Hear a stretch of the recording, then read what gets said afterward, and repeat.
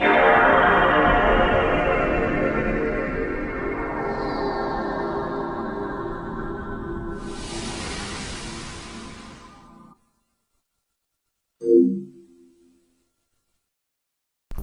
everyone, DigiGex90 here, and welcome to a new series of mine known as Yu-Gi-Oh! Category Cavalcade. Why is it called Category Cavalcade? Well, that's because the Archetype Archive was already taken. Category is the unofficial Japanese keyword for archetype. So this is going to be a series where I pick an archetype and talk about what it is, and go through the cards there are from that archetype. After looking through those, I'll tell you why I either love this archetype, hate the archetype, or somewhere in between. And probably the cards are a good support for the archetype.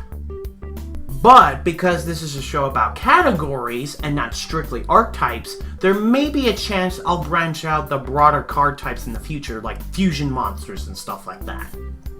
And yes, there might be a chance in the future that I might go through fan-made archetypes, but that really depends. Anyways, let's get started with my most favorite archetype I ever played with, Dragon Rulers.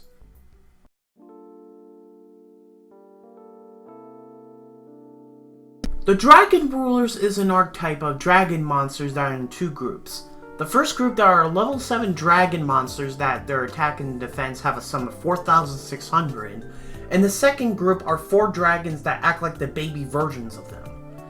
They were first released on a Yu-Gi-Oh! Pack known as Lord of the Tanking Galaxy and Promotion Pack 3.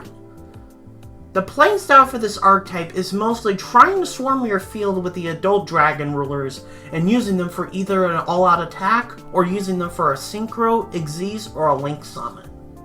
Each of the adult dragon rulers have these effects. If you have one of the adult rulers in your hand or graveyard, you can banish 2 of the corresponding attribute monsters or dragon monsters, and if you did so, you can special summon that dragon ruler. You can discard the adult ruler and 1 monster of its corresponding attribute to activate an effect from the hand. If one of the adult rulers gets banished, you can add 1 dragon monster of its corresponding attribute from your deck to your hand. You can only use 1 effect of these rulers once per turn and only once that turn.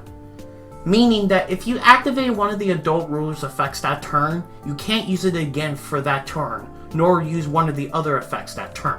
Like for example, I were to banish 2 dragon type monsters from the graveyard or hand and special summon that dragon ruler. I can't use that effect again from the same dragon ruler until it is my next turn.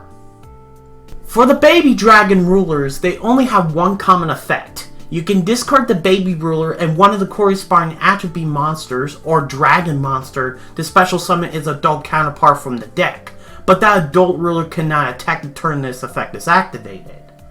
For the adult rulers, we have Blaster, Dragon Ruler Infernos, Tidal, Dragon Ruler Waterfalls, Tempest, Dragon Ruler Storms, and Redox, Dragon Ruler Boulders.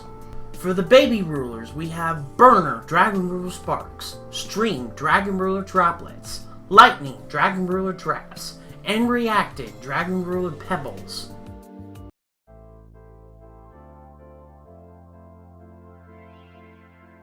Now, let's get to the meat and potatoes of this episode.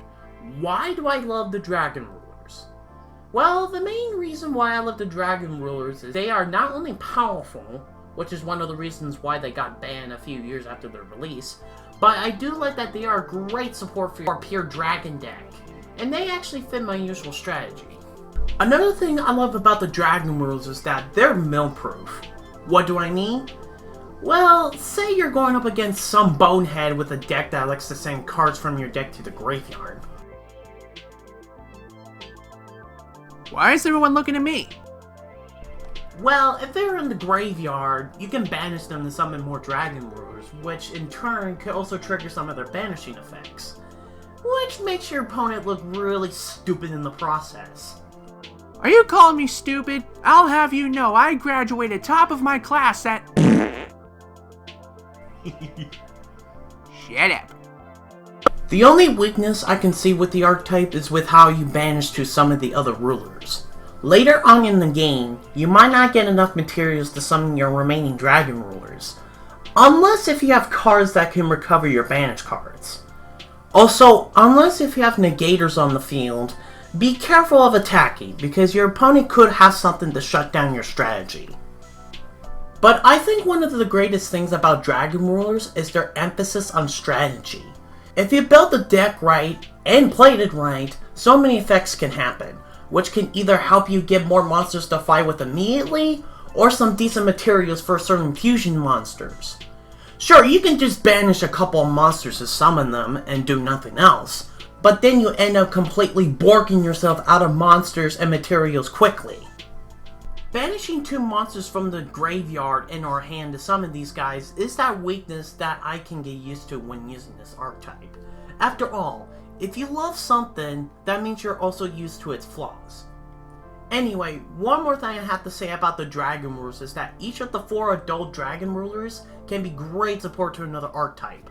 Like for example, Blaster and its baby counterpart Burner can be great support for fire attribute archetypes such as Volcanics, Battling Boxers, Salomon Greats, and Fire Kings.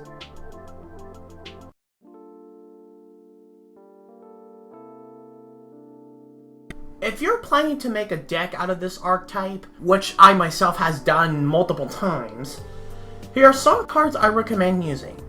Sacred Sword of 7 Stars, Dimension Fusion, Storm Dragon's Return, Mecha Phantom Beast Dracosack, Number 11 Big Eye, Dark Arm the Dragon Annihilation, Red Eyes Flare Metal Dragon, Super Rejuvenation, Dragon Carnation, Dragon's Rebirth, Number 74 Master of Blades, Number 95 Galaxy Eyes Dark Metal Dragon, Heretic Sun Dragon Overlord of Heliopolis, That Grass Looks Greener, High Red Dragon Archfiend, Star Eater, Triton Dragon, Light and Darkness Dragon, Delta Flyer, Influence Dragon, and of course, Return from a Different Dimension.